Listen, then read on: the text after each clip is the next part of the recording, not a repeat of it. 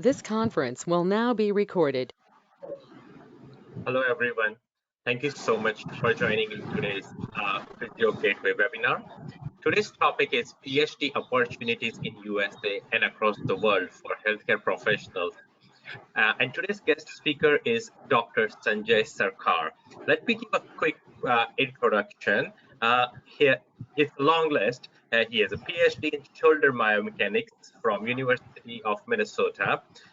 He's an ex-assistant professor at Concord University, USA, visiting professor at Minnesota State University, USA, director of Minnesota Gerontological Society, ex-research collaborator with Mayo Clinic, which is one of the biggest one in US, president and founder of Institute of Movement Science and Research, and chief consultant and vice president at Remove Pain Clinic, which is based in Calcutta. Thank you so much, Dr. Sanjay Sarkar, for joining today's webinar. Our audience would like to know today, what are the opportunities for PhD in USA? If you can share your experience, please. So, right. So that's a great question. First of all, really thank you to everyone and especially Dr. Manan Shah for inviting me to talk on this. This is a close topic to my heart. And when I was trying to approach for a Doctor of Philosophy or PhD in different parts of the world, actually, I had a tough time understanding the process as well as how, as an international, how I should be accessing all those information and processing them and trying to understand basically how to apply. So in a nutshell, the entire PhD program, especially with a healthcare background and most commonly from physical therapy background, is a little bit challenging. The reason why I'm saying that, because PhD per se in physiotherapy or physical therapy is really not done. And the basic premise is that most of what conservative treatment we are applying, the foundational knowledge is based on anatomy and biomechanics. So if you look into different programs across the world, you would basically understand that element or focus of PhD is most commonly used in biomechanics and obviously neuro rehab. Other than that, like cardio, pulmonary, or even wound care, the PhDs are rare, and probably none of them is there, in fact, globally.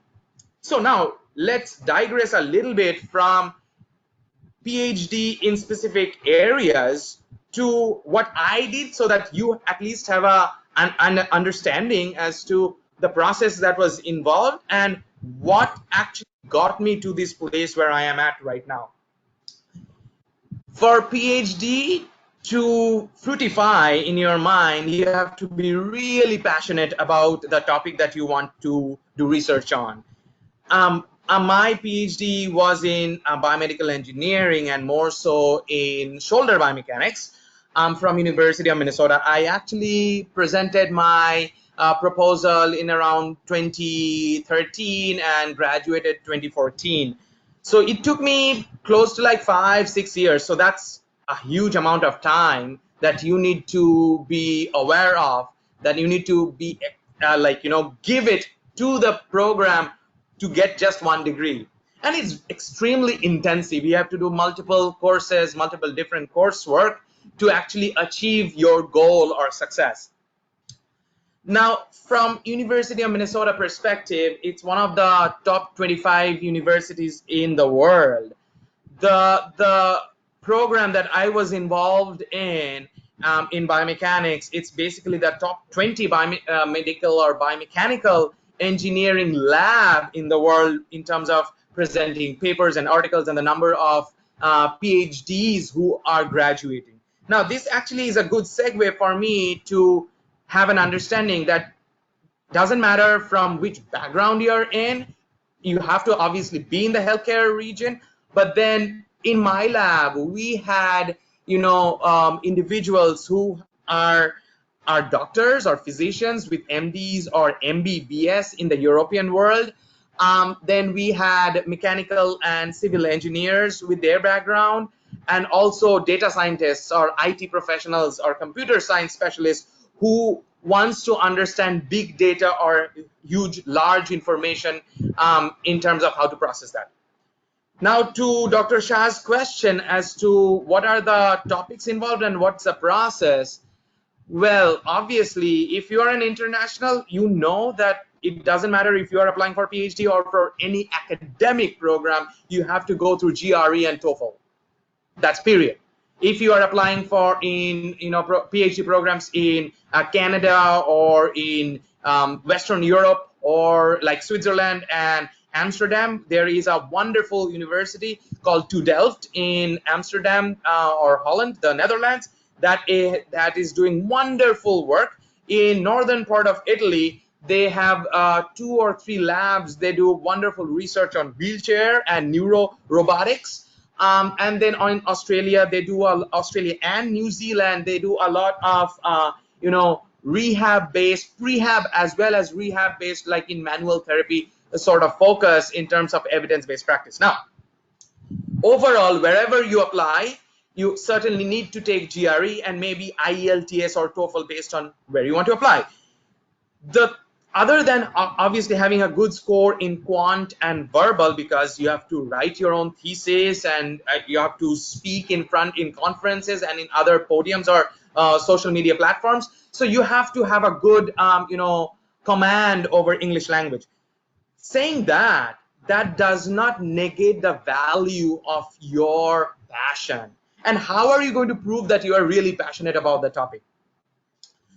So when I got interviewed, and this again varies a lot, I will talk about it later on, the individuals or the group of individuals who are interviewing will try to analyze how much you are invested in the program, how much you really love research work and essentially lifelong learning, and at the end, how much of diligent effort you can give to 5 or 6 years of your time, intensive, like 18, maybe 20 hours a day work for your PhD program to be successful. So that's like I'm touching the tip of the iceberg in terms of what question Dr. Shah asked and gave you briefly the overview of PhD in a nutshell.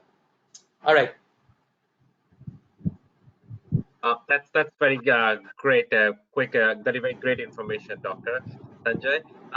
So if someone is living in Africa or Western Europe, and there are different topics of PhD going on across the world, is there any gateway to find which kind of research in which university is going on?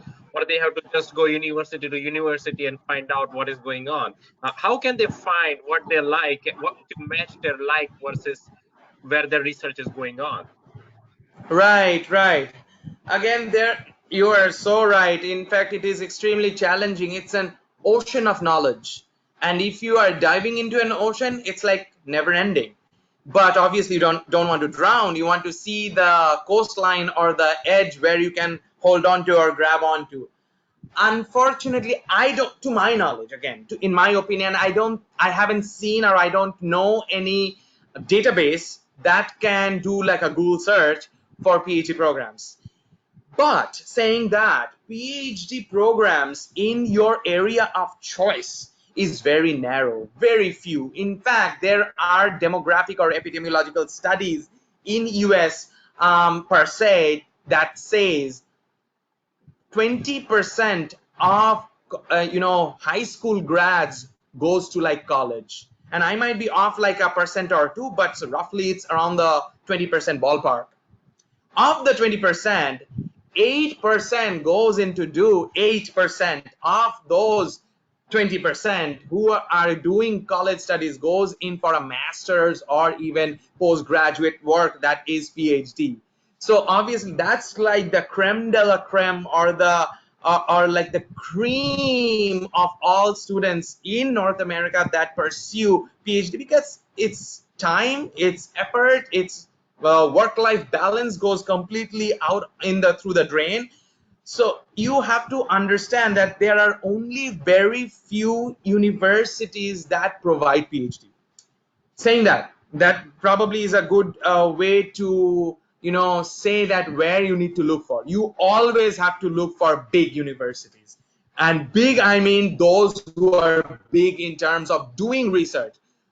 And then how would you know that? Well, if you like, let's say I like knee joint, for example, I would obviously read literature articles about knee joint. If I am a PT during my bachelor's or master's or even doctoral of PT program, I will obviously go through research. And since I love knee joint, since I will look at the knee joint specifically, I basically have an idea where these researches are coming out from, which lab.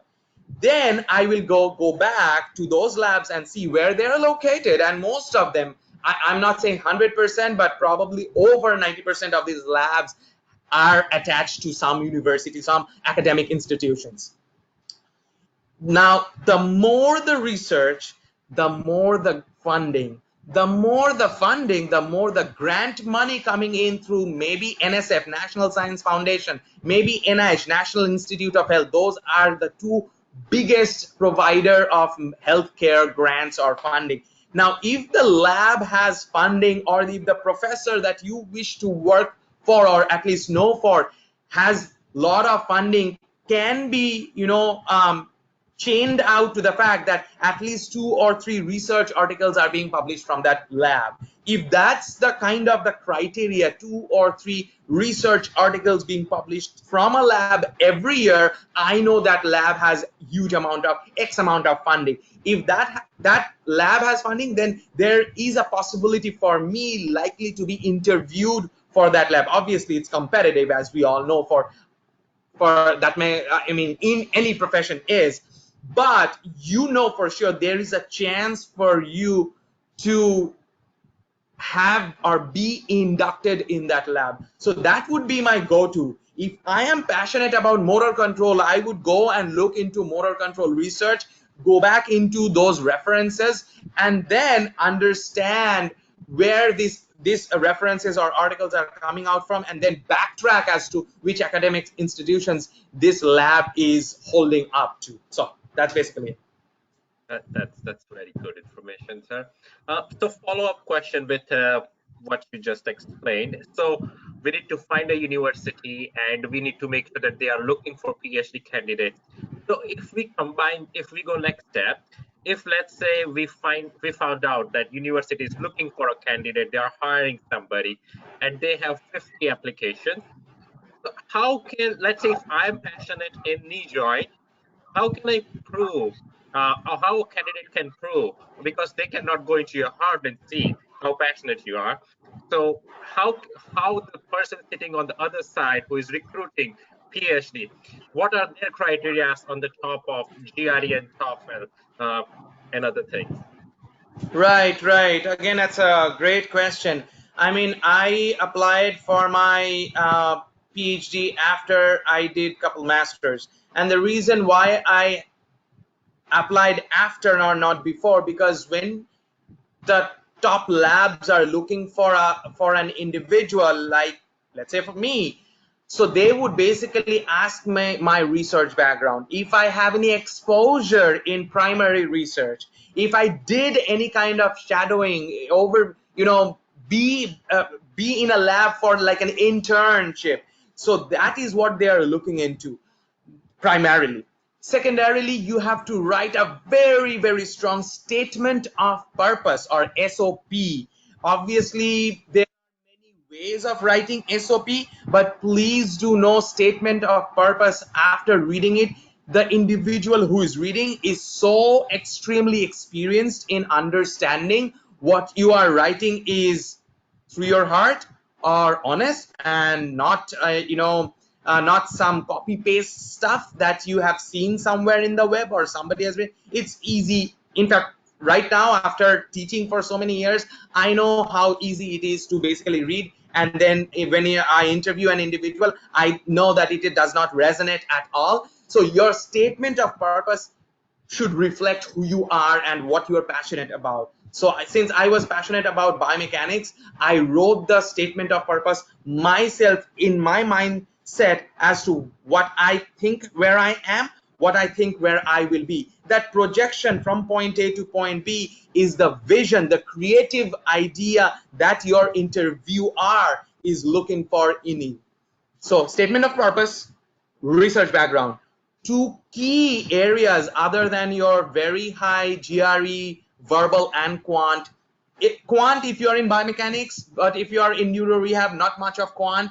Verbal obviously needs to be really strong, as well as the essay part in GRE, because you have to write in your PhD. You have to have that stronghold of English language. All right. Sure. Okay. So coming back to SOP is a big deal in Western countries, and yesterday I was interviewing someone from Australia. They also mentioned the same thing. SOP is very important, even when you are applying for college. Uh, SOP is a vast topic. We can go on and on, but very briefly, if you can give us a format, what they are looking in the like, what is the format, how long it should be, and what all things it should cover. If you can briefly give Right. us an idea, quick. Right. Certainly. I mean, SOP is evolving, and by evolution, I mean SOP when I applied was different, and now someone who is applying is vastly different when I am interviewing an individual. But the basic foundation will forever remain the same, and by that I mean that you obviously, when you introduce yourself, you just don't always say that all the good things under the face of the earth is you and nobody else. That's impossible. We all have our good and bad things within it. So you have to be true to yourself in writing honestly what you think you are or who you think you are. So obviously it doesn't have any page limit, but we look forward to 2 to 4 A4 size page, double space times New Roman font or Arial font with a number 12 font size. And as I said, double, or it can be single spaced or 1.5 space. That varies depending on the content that you are putting in, but no more than 2 to 4 pages. 2 probably is on the shorter side. I prefer more, a little bit of a 2.5 to 3, and 4 is on the higher end. Now you obviously have to have very strong references from where you are, applying. It could be your clinician supervisor, it could be your academic counselor. Wherever you can get an extremely strong reference for your background that you are projecting, that also needs to resonate with your statement of purpose, and your statement of purpose needs to resonate with your research background. So these 3 variables need to be interconnected like a triangle. So when I read, go with the references in one hand, in statement of purpose in the other hand, and then your research background, all 3 should lie on the same plane, right? Same line, collinearity. I'm now saying that obviously you have to have an introduction and a conclusion. Introduction is a general overview of who you are, what you want to do. Conclusion is what essentially want to do but want to achieve just at the cusp of PhD. Let's say I want to be an academician, I want to be a research scientist, I want to be a clinical advisor in a sports clinic or neuro rehab clinic, for example. So the career aim needs to be in the conclusion. So, and everything should have a fall on the straight line in terms of the dots. Now in between the body there can be subsections, and there can be multiple subsections. Probably I had, I don't know, 6 subsections in between introduction and I had separate subheadings. Now those are the things.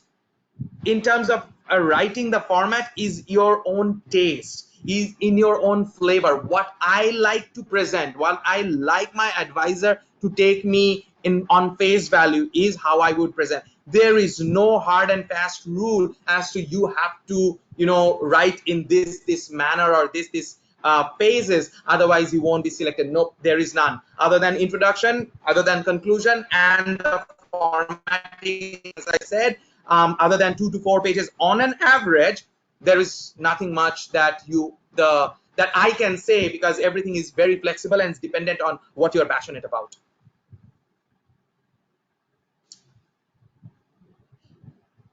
Manan, I can't hear you. I think it's muted. Okay, sorry. That was a very good information about statement of purpose, because many people struggle in statement of purpose. Even they know, but they don't know how to write it. One of our viewer has a question. What's the scope for someone who is specialized in sports physical therapy to do PhD?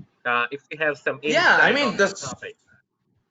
Right, the scope is awesome globally, because like I know from University of Minnesota in the kinesiology department, there were a lot of researchers who specialized in marathon running or diving, because in University of Minnesota the diving a group is extremely famous. In fact, the last Olympic they won 2 bronze medals in the Olympian. Wow. So essentially, whoever wants to know about specific sports usually does a PhD in kinesiology.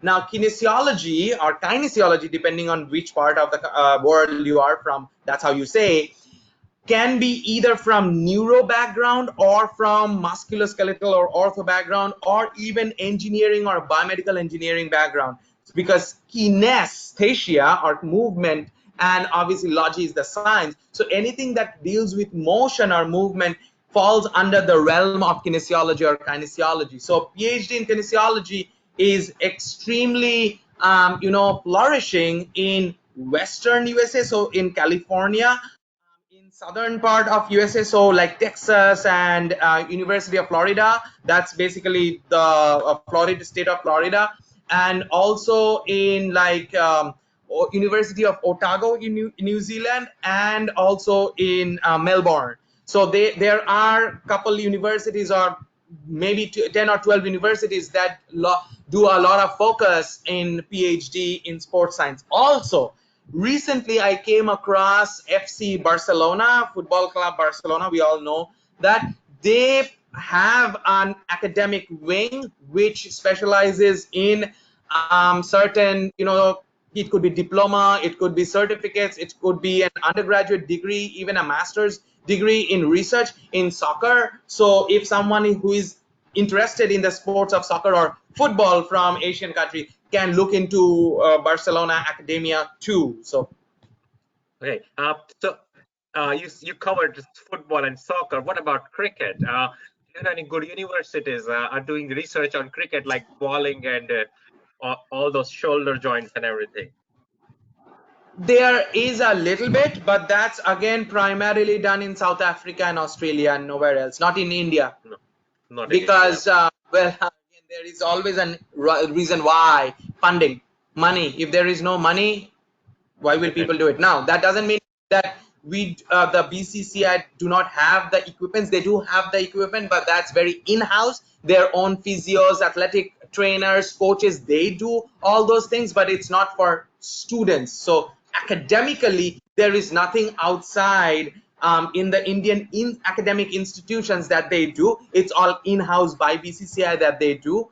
But if you want to pursue something in cricket, then you have to go to South Africa or Australia. For sure, I know that they do it in bowling and So batting or whatever. you covered funding part.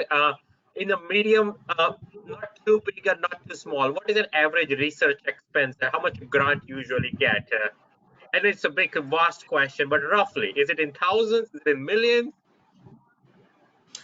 Yeah, it's extremely varied, and by varied I mean there is no limit to the end of the spectrum. I can only tell these are all in kind of inside story, but obviously there is public knowledge as to how much NIH or NSF is granting donations or funding. Obviously there are private donations like Alzheimer's Association. They also provide lots and lots of funding for only Alzheimer's disease, right?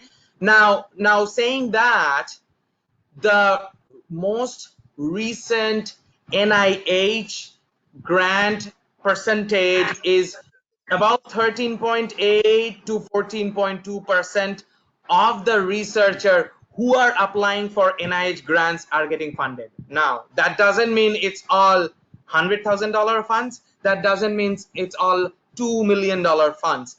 Anyone who applies and gets any funding falls under that 13 point, within 14% roughly of all that. So that's like hardly any. Now, to run a lab, you need a minimum of $200,000 in North America to run it with, like, two assistants or research technicians with you. So essentially 3 persons working with the equipments running and there all the stuff. Since I had a lab in US, and so I know how the seed grant funding works. So you need to have $200,000 to work with it. Now, that's how it doesn't matter to as a potential PhD student to know how much funding the lab has, but to know how much research is being churned out through that lab per year. If you know that if it's over 2 or 3 research articles are being published, and you have probably 5 to 6, even 4 or 5 research associates present, like PhDs or couple postdocs, then you extremely healthy, and as a result you can apply in that lab. But exact money on you don't need to, as a potential student for PhD, don't need to know. You don't need to know. So 200,000 you mentioned, that doesn't cover the salary, correct? So Salaries don't actually, well, it gets partly covered, sometimes it gets covered, okay, sometimes it doesn't okay, get covered. Let's say if that's it doesn't get covered, then so none of the PhD programs are usually are paid. You have to basically, it's free for you, okay, it's free, and you get a huge salary from through your okay, okay. PhD. I mean, I used to own, like, an apartment condo and a car, Toyota Camry, with my PhD salary, and the postdocs obviously are higher. Now, so you're getting paid as well as everything is free for you when you study, because again, it's a research intensive program. My salary used to sometimes comes completely through my teaching assistantship. So I see. I used to teach classes, I see. lecture for that. So that's how the TA or teaching assistantship, that's why TOEFL is extremely important, because they need to understand how good you are in terms of your vocab and your English fluency. Yeah, So they basically check that through your TOEFL, and sometimes they might do an online interview and see how I you see. are able to speak, right? Like they will give you a topic, and you need to talk on that for a minute or two. Now, saying that, so that's the TA part, where essentially none of your salary is coming through your through the research funding. Then it could be any ratios between True. TA and RA, and then it could be completely 100% RA. So initially I started with 100% TA, then as with time I came into 50% TA, 50% RA, and then finally when I was only doing research in the final year and a half, it was completely 100% RA for me. I see. So university wants to make sure that you are doing some work for the university also. So let's Obviously, coming obviously. back to our PhD topic. What kind of different research are going on? I know there is a clinical and non-clinical. Uh, those are the two different fundamentals I know. I'm aware of. Can you throw some light on different kind of researches going on, please? Right, right. I mean, I have multiple friends from a PT or any other health, even speech language therapies background, but they are doing basic science research like microbiology, like muscle cell research in animal models. So most of the research that PTs or allied health professionals can go to can be completely purely biomechanics, purely neuro rehab, like motor control, sensory integration, other anything that deals with brain, central nervous system, brain, spinal cord, that kind of a thing. That's a structure. And then the other one is cellular or microcellular level, where you can work in terms of muscle cell to nerve cell to skeletal tissues. And then the fourth one, which is a relatively new area, is as a background with health, allied health, you can also apply to big data or data science. Obviously, they will take a look as to how many computer science courses you have taken. But if you do have the prerequisites, then you can also work on data science.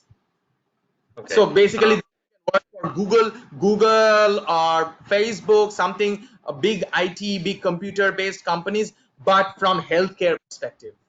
I see. Okay. So let's come to PhD in our India and South Asian in the part.